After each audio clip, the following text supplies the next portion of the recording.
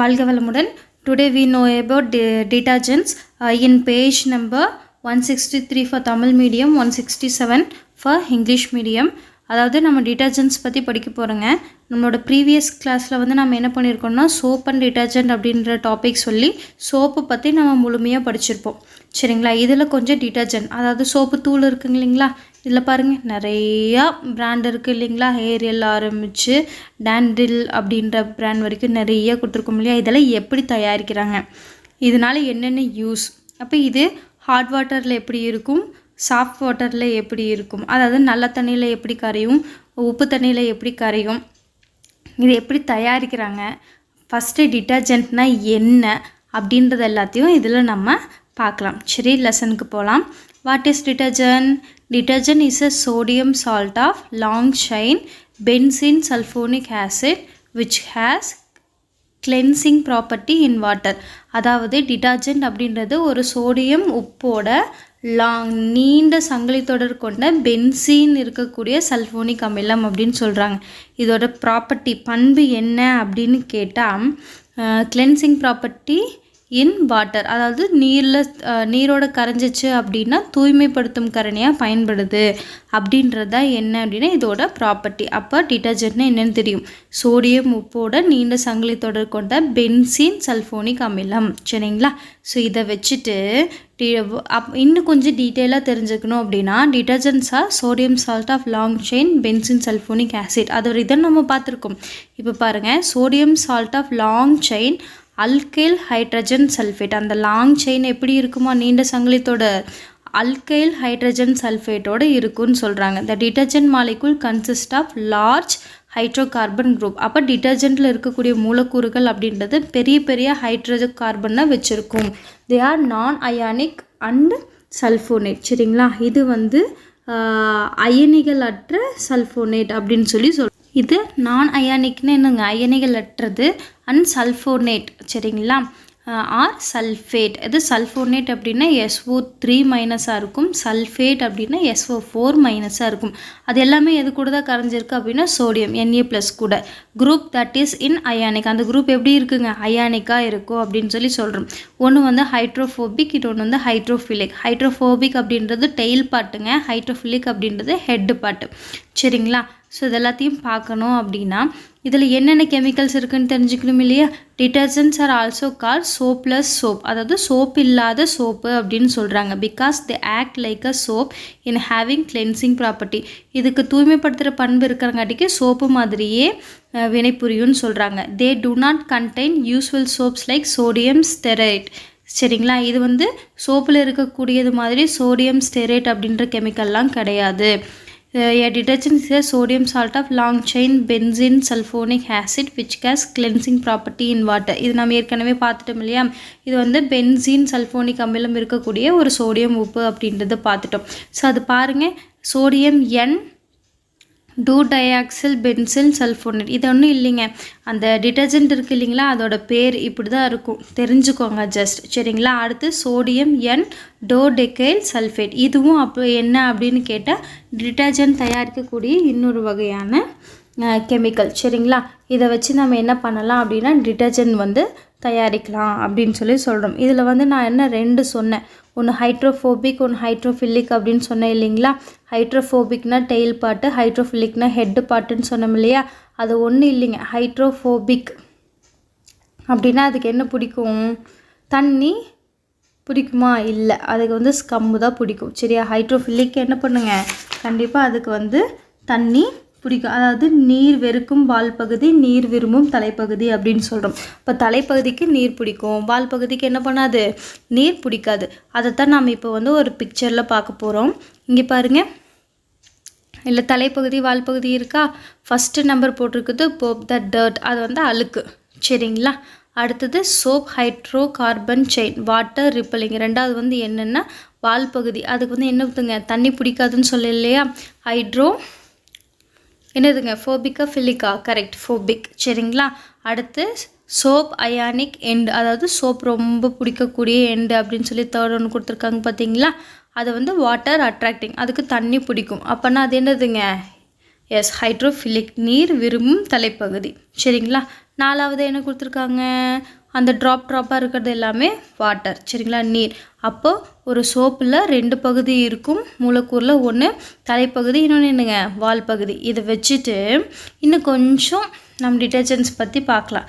Already பார்த்தது என்னதுங்க? Sodium salt of long chain benzene sulphuric acid, அதாவது சல்ஃபோனிக் ஆசிட் தான் இங்கே நம்ம சல்ஃபியூரிக் ஆசிட்னும் சொல்கிறோம். டிட்டர்ஜென்ட்ஸாக ப்ரைமர்லி சர்ஃபெக்டன்ட். அது எப்படி இருக்குங்க? சர்ஃபெக்டண்ட்டாக இருக்கும். அதாவது பரப்பு குறைப்பி அப்படின்னு சொல்லி which would be produced easily from petrochemical. எங்கேருந்து தயாரிக்கிறாங்க? ரொம்ப ரொம்ப முக்கியம். பெட்ரோலியம் வேதிப்பொருள், பெட்ரோகெமிக்கல்லேருந்து வரக்கூடிய ஒரு product. Surfactant lower the surface tension of water. அப்புறம் இந்த பரப்பு விசை குறைப்பியோட வேலையே என்னதுங்க? பரப்பு விசையை குறைக்கணும் இல்லையா? எங்கே? தண்ணியில். இப்போ எசென்சியலி மேக் இட் வெட்டர். சரிங்களா? இது வந்து கண்டிப்பாக என்ன பண்ணிடும்? அதை வெட் பண்ணிடும். So that less likes to stick. சரிங்களா? It is less likely to stick. சரிங்களா?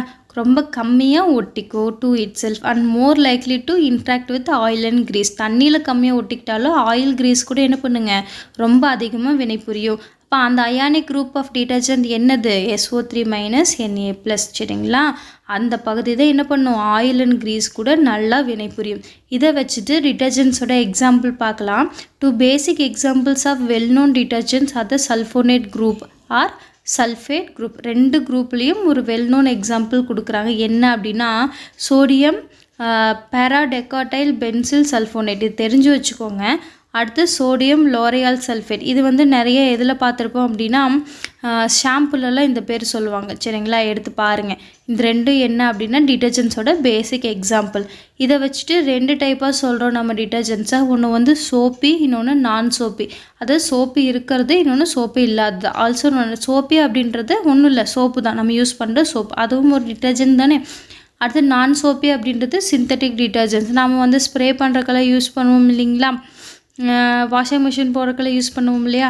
அதுதான் என்ன அப்படின்னா சிந்தட்டிக் டிட்டர்ஜென்ட் அப்படின்னு சொல்லி சொல்கிறோம். சரிங்களா?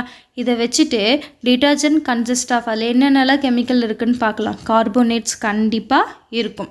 அடுத்து என்ன இருக்குங்க? பாஸ்பேட். பாஸ்பேட் அப்படின்றது 30லேருந்து 50% வரைக்கும் எல்லா டிட்டர்ஜென்ட் பவுடர்லேயும் இருக்கும். அதுக்கு அடுத்தது சிலிகேட். சிலிகேட் அப்படின்றது ஒரு மணல் மாதிரி இருக்கக்கூடிய அமைப்பு. சரிங்களா? அப்போது இந்த டிட்டர்ஜென்ட்டில் 3 பகுதி இருக்குது. என்னதுங்க? கார்பனேட், பாஸ்பேட், இன்னொன்று வந்து சிலிகேட். சரிங்களா? ஸோ இதெல்லாத்தையும் வச்சுட்டு நம்ம இந்த டிட்டர்ஜென்ட்ஸை என்ன பண்ண போகிறோம்? கிளாஸிஃபை பண்ண போகிறோம். So natural detergent, synthetic detergent அப்படின்னு கிளாஸிஃபை பண்ணுறோம். நேச்சுரல் டிட்டர்ஜென்ட் அப்படின்றது நேச்சுரலாக கிடைக்கக்கூடியது.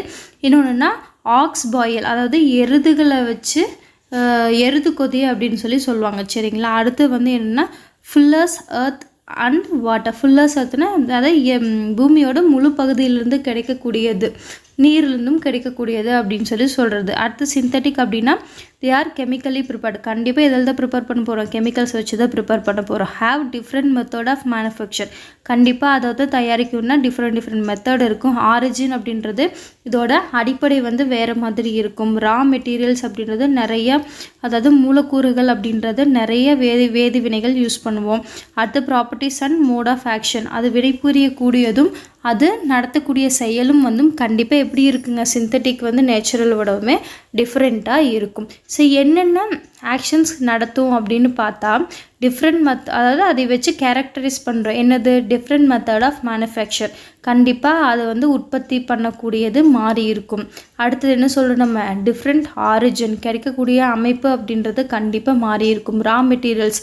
ஒரு டிட்டர்ஜென்ட்டில் ஒரு கம்பெனி இது போட்டாங்கன்னா இன்னொரு கம்பெனி இந்த கெமிக்கலை போட மாட்டாங்க.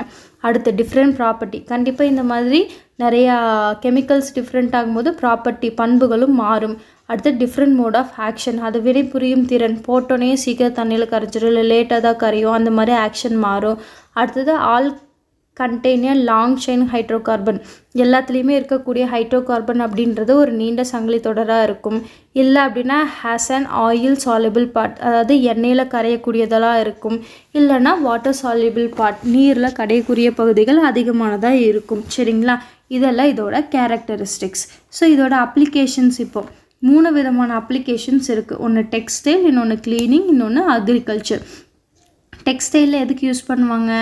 Industry consuming detergent for long quantity, நிறைய டிட்டர்ஜென்ட் தேவை. சரிங்களா? எதுக்கு? அது வந்து க்ளீனிங் பர்பஸ்க்கு தானே. Alkyl phenyl polyethoxy ethanol base detergents are use. அதாவது இது ஒரு கெமிக்கல் பேருங்க.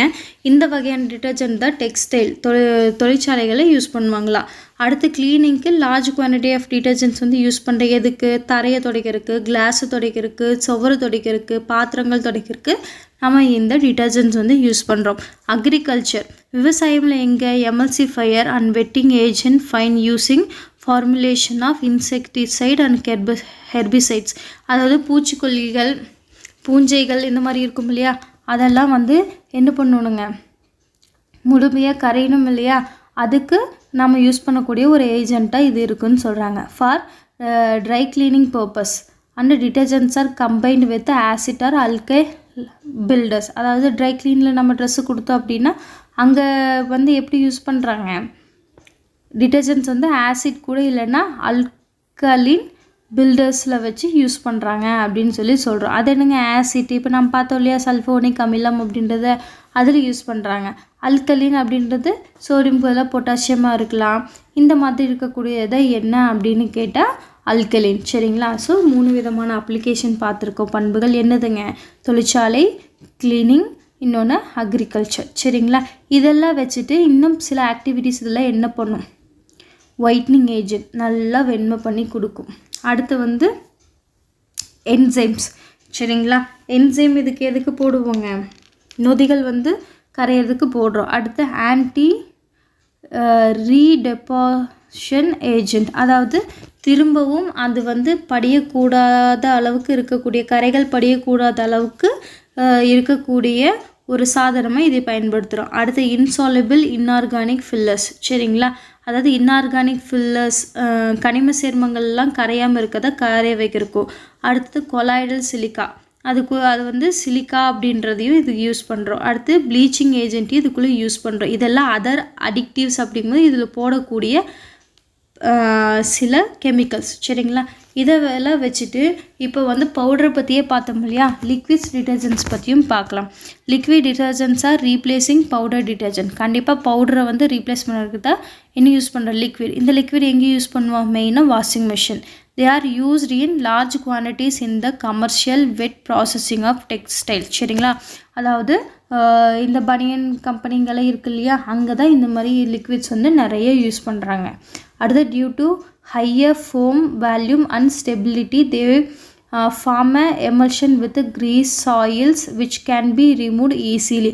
அதாவது நிறைய நுரை தரக்கூடியதுனால என்ன பண்ணும்? நுரையோட அளவு அதிகமாக இருக்கிறனால கிரீஸ் கூடையோ இல்லை சாயில் கூடையோ இல்லை ஈஸியாக கரைஞ்சி இது எல்லாத்தையும் என்ன பண்ணிடுங்க, ரிமூவ் பண்ணி தரக்கூடிய அமைப்பு வந்து இந்த லிக்விட் டிட்டர்ஜென்ட்டில் இருக்குது அப்படின்னு சொல்கிறாங்க. லிக்விட் டிட்டர்ஜென்ட்ஸில் வந்து நிறைய டைப் இருக்குது. என்னென்னா டிஷ்வாஷ், பாத்திரம் கழுவுறது, ஹேண்ட் வாஷ், கை வாஷ் பண்ணுறக்கு டெட்டால் அது இது சொல்கிறோம் இல்லையா. அடுத்து பாத்திங், குளிக்கிற ஷாம்பு தான், வேறு ஒன்றும் இல்லை. அடுத்து ஹார்ட் சர்ஃபேஸ், இந்த ஃப்ளோரெல்லாம் க்ளீன் பண்ணுறோம் இல்லையா, அது ஹார்ட் சர்ஃபேஸ். அடுத்து ட்ரை க்ளீனிங், நம்ம ட்ரெஸ்ஸு ட்ரை க்ளீன் கொடுக்குறோம். சரிங்களா? இதெல்லாம் வந்து நான் கொடுத்த எக்ஸ்ட்ரா. இப்போ நம்ம புக்கில் இருக்கக்கூடிய டிட்டர்ஜென்ட்ஸ் என்னன்னு பார்க்கலாம். Development of synthetic detergents is big achievement in the field of cleansing. அதாவது தூய்மைப்படுத்துறதுல சிந்தட்டிக் டிட்டர்ஜென்ட்ஸ் அப்படின்னா நம்ம என்ன சொல்கிறோங்க, செயற்கை டிட்டர்ஜென்ட் அப்படின்றது கொஞ்சம் எப்படி இருக்குங்க, பல முறைகள்லேருந்து மாற்றக்கூடிய முறையாக இருக்கும். இது கடின நீர் மற்றும் அமிலம் கலந்த முறையில் பயன்படுத்தக்கூடியதாக இருக்கும். சரிங்களா? ஸோ இதை வச்சுட்டு நம்ம என்ன பண்ணுறோம், கடின நீர் மற்றும் அமிலம் கலந்த நீரில் கூட எதை பயன்படுத்தியே ஆகணும், கண்டிப்பாக டிட்டர்ஜென்ட்ஸ் வந்து பயன்படுத்தணும் இல்லையா. ஸோ அதுக்கு எப்படியெல்லாம் தயாரிக்கலான்னு பார்க்கலாம். The soap possess the desirable property of ordinary soap and also can be used with hot water in acidic solution. அதாவது கடின நீர் அப்படின்னா என்னதுங்க, உப்பு தண்ணிலையும் நம்ம கண்டிப்பாக இது என்ன பண்ணணும், பயன்படுத்தக்கூடியதாக இருக்கணும். சோப்பில் இருக்கக்கூடிய எல்லா ட்ராபேக்ஸையும், குறைகளையும் இது வந்து தீர்க்கக்கூடியதாக இருக்கணும். அப்படி இருந்தால் மட்டும்தான் டிட்டர்ஜென்ட்ஸ் வந்து எப்படி இருக்குங்க, பெஸ்ட்டாக இருக்கும். They are salt of sulphonic acids or alkyl hydrogen sulphonate in comparison of soap. Soap compare பண்ண விட இது வந்து சல்ஃபோனிக் அமிலத்தோட உப்பு இல்லைன்னா அல்கைல் ஹைட்ரஜன் சல்ஃபேட்டோட உப்பு அப்படின்னு சொல்கிறோம். which are salts of carboxylic acid. இது எது வந்துங்க கார்பாக்சிலிக் அமில உப்பினை போல் இருக்கக்கூடியது. சரிங்களா?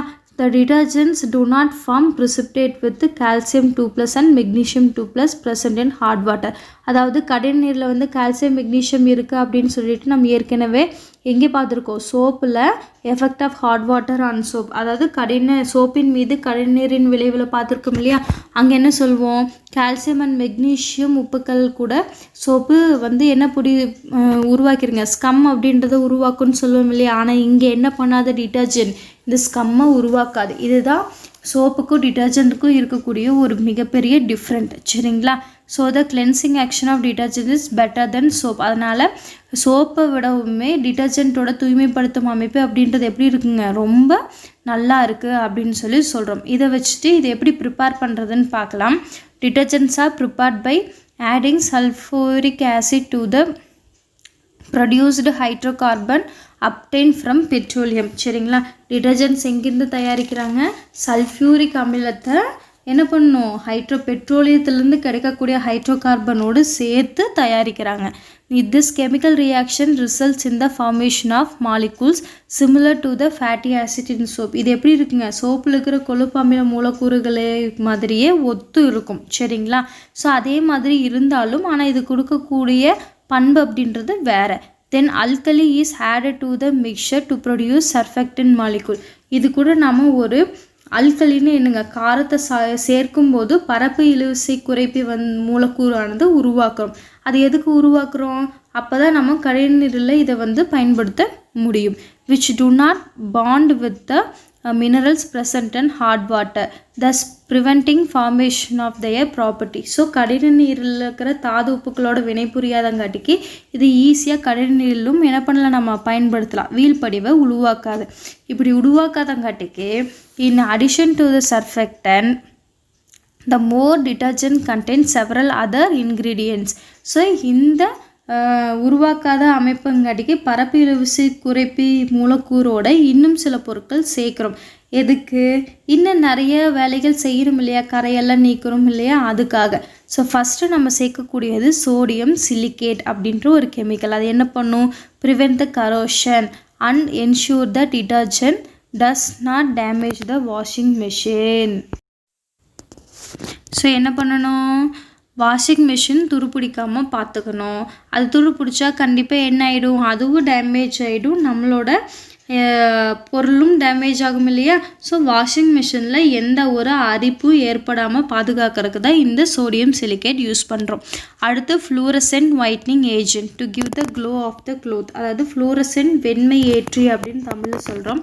இது துணிகள் துவைச்சாலே எப்படி இருக்கணும், பளபளன்னு இருக்கணும், அழுக்கு மூட்டை மாதிரி இருக்கக்கூடாது, அதுக்கு யூஸ் பண்ணுறோம். அடுத்து oxygen bleaching such as sodium perborate to remove the certain stain from the cloth. So oxygen bleach அப்படின்றது என்ன, சோடியம் பெர்போரேட் அப்படின்னு சொல்கிறோம். இது எதுக்கு யூஸ் பண்ணுறாங்க அப்படின்னு கேட்டிங்கன்னா கரையை நீக்கிறதுக்கு யூஸ் பண்ணுறோம். சரிங்களா? அடுத்து sodium sulphate is added to prevent the cake of a detergent powder. அதாவது டிட்டர்ஜென்ட் பவுடர் வந்து கட்டியாகாமல் இருக்கிறதுக்கு தான் இந்த சோடியம் சல்ஃபேட் அப்படின்றத யூஸ் பண்ணுறோம். அடுத்து enzyme which are added to break down some stain caused by biological substance like blood and vegetable juice. நம்ம தெரியாமல் சாப்பாடு ஏதாவது கொட்டிடுச்சு, blood ஏதாவது பட்டுருச்சு, இதெல்லாமே என்ன பயாலஜிக்கல் சப்ஸ்டன்ஸ் இல்லைங்களா. ரத்தம், காய்கறி இந்த மாதிரி கரையெல்லாம் நீக்கிறதுக்கு என்ன பண்ணுறோம், நம்ம சில நொதிகள் என்சைம்ஸு சேர்க்குறோம். அதை அப்போ தான் என்ன பண்ணும், ஸ்டெயின் ரிமூவர் டு வேனிஷ் அப்படியெல்லாம் விளம்பரம் பண்ணுவாங்க இல்லையா, அது இதுதாங்க, வேறு ஒன்றும் இல்லை. சரியா? அதுக்கு இந்த என்சைம் அப்படின்றத அதில் போட்டிருப்போம். அடுத்து என்னது, certain chemicals that give out the pleasant smell are added to make a cloth fragrant. They are wash with detergent. ஒன்றும் இல்லைங்க, துவைச்ச துணி எப்படி இருக்கணும், நல்லா கும்முன்னு மணக்கும் இல்லையா, அதுக்கு யூஸ் பண்ணுற ப்ளசன்ட் ஸ்மெல் இருக்கக்கூடிய ஃப்ராக்ரண்ட். சரிங்களா? ஸோ இதில் ஏதாவது டவுட் இருந்தால்